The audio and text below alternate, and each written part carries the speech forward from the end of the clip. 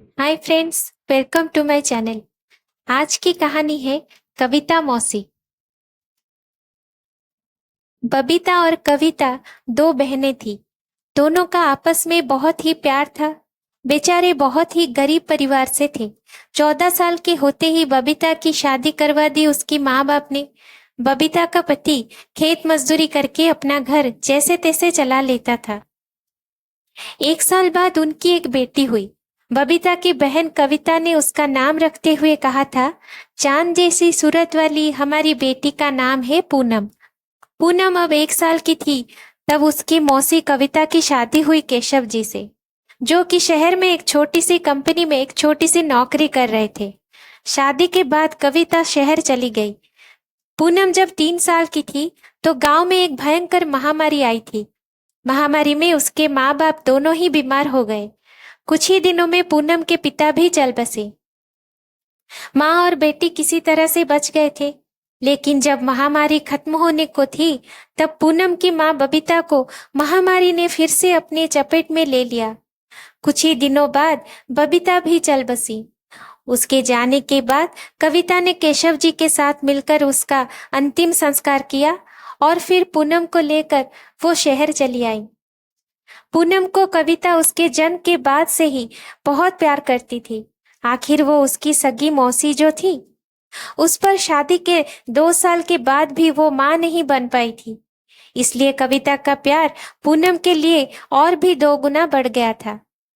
केशव जी भी पूनम को अपनी सगी बेटी जितनी प्यार करते थे। एक छोटे से घर में उनका परिवार रहता था। केशव जी की कमाई से घर चलना मुश्किल तो था ही, ऊपर से पूनम को अच्छे से पालने के लिए भी पैसों की जरूरत हो रही थी। दोनों इसी चिंता में थे कि कैसे अपनी बेटी को अच्छे से पालन पोषण करेंगे। एक दिन कविता ने अपनी पड़ोस की एक सहेली सुनीता से अपनी मजबूरी कही। इनकी इतनी सी तनख्वाह में हम कैसे पूनम को अच्छे से पालेंगे, कुछ सूझ ही नहीं रहा है। तो सुनीता कहती है, तू इसे किसी अनाथालय में छोड़ दे, वहां ये पल जाएगी। ये सुनकर कविता जोर से बोल पड़ी, क्या तू पागल हो गई है? मेरी अपनी बच्ची होती तो क्या तू यही कहती? ये मेरी दीदी की अमानत है और हमारी बेटी है। सुनीता ने कहा, मुझे माफ कर दे कविता, तेरी तकलीफ देखकर मेरे मुंह से जाने क्या क्या निकल गया। तू एक काम क्यों नहीं करती? इतनी अच्छी सिलाई तो तू जानती ही है। घर बैठकर सिलाई का काम ही शुरू कर दे। शहर में सिलाई करके अच्छी खासी कमाई हो जाती है आजकल। क्योंकि अब त्योहार हो ना हो, सब हर महीने 2-4 कपड़े ऐसे ही बनवा लेते हैं। ऑल्टरेशन का काम तो ऐसे ही तुझे हर रोज मिल जाएगा। और देर मत कर, कल से ही शुरू कर दे अपना सिलाई का काम। मैं कभी कभी आ जाऊंगी पूनम की देखभाल के लिए। कविता को भी ये बात ठीक लगा। उसने केशव जी की सलाह लेकर अपना सिलाई का काम शुरू कर दिया। पूनम का दाखिला एक अच्छे से स्कूल में केशव जी ने करवा दिया। अब पूनम 5 साल की हो चुकी थी। सुनीता हर रोज कविता की मदद करने के लिए आ जाती थी। कविता को काम करके बहुत ही खुशी मिलती थी, क्योंकि पूनम की पढ़ाई के साथ साथ घर के कुछ और खर्चे भी वो अब उठा लेती है। देखते ही देखते पूनम अब 15 साल की हो चुकी थी। पढ़ाई में वो बहुत ही होशियार थी। क्लास में हमेशा फर्स्ट या सेकंड आती थी। उसको स्कॉलरशिप भी मिलता था। पूनम अब जान चुकी थी कि उसके माँ बाप उसके बचपन में ही गुजर गए थे और कविता मौसी और मौसा जी ने ही उसे पाल पोस कर बड़ा किया है। देखते ही देखते पूनम यूनिवर्सिटी में पीजी में टॉप कर गई। पीएचडी के लिए उसको गवर्नमेंट ने अपने खर्चे से उसे यूएस भेजा। केशव जी और कविता की खुशी का कोई ठिकाना ही नहीं था। पूनम भी अपनी कविता मौसी और मौसा जी को इतनी खुशी में देखकर फूले नहीं समा रही थी। उसने अपने कविता मौसी के परिश्रम को सार्थक कर दिया, ये सोचकर वो खुशी से झूम उठी। सुनीता भी इस खुशी में बराबर की शामिल हो गई थी। पूनम ने भी सुनीता को गले से लगा लिया था। यूएस से पूनम बराबर घर को चिट्ठी भेजती रही।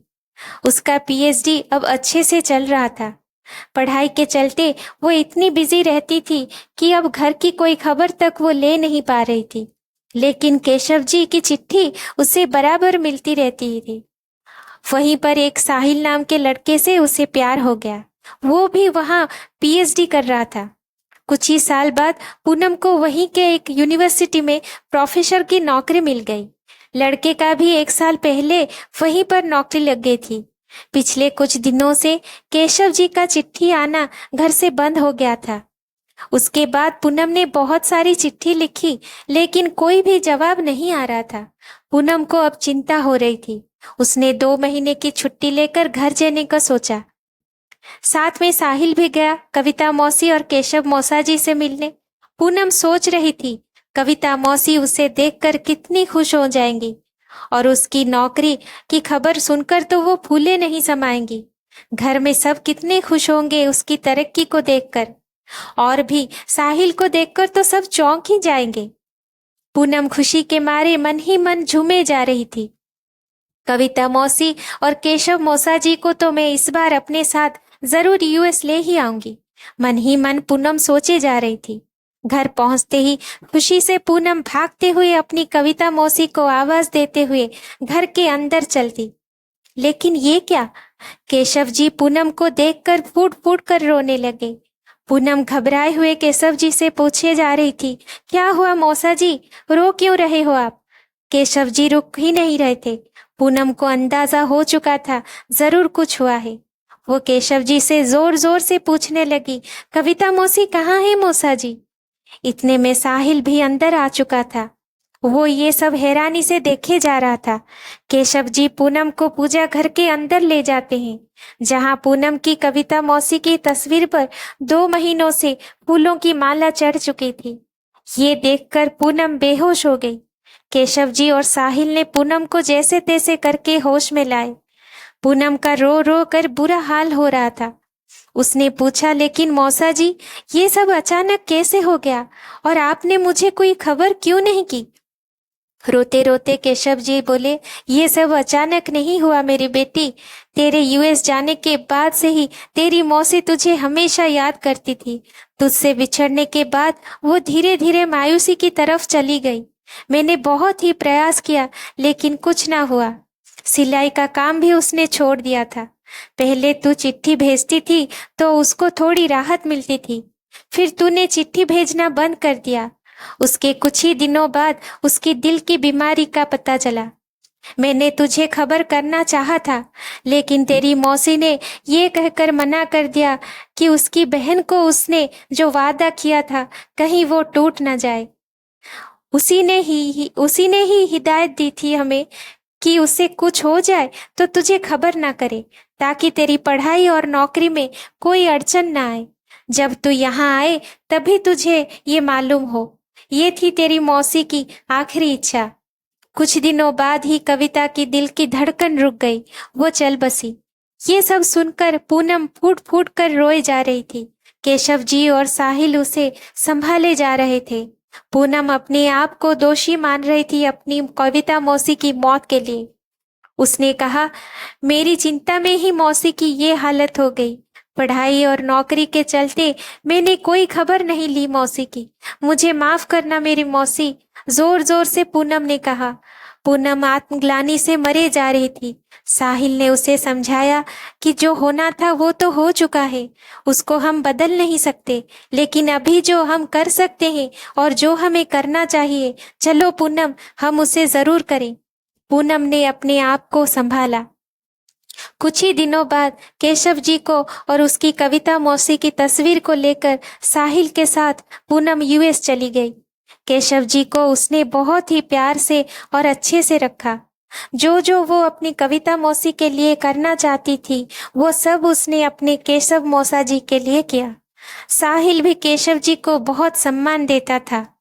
आज भी पूनम हर रोज अपने पूजा घर में अपनी कविता मौसी की तस्वीर के आगे एक दीपक जलाकर उनसे माफी मांगती है। Thank you for watching. Please like, share and subscribe my channel.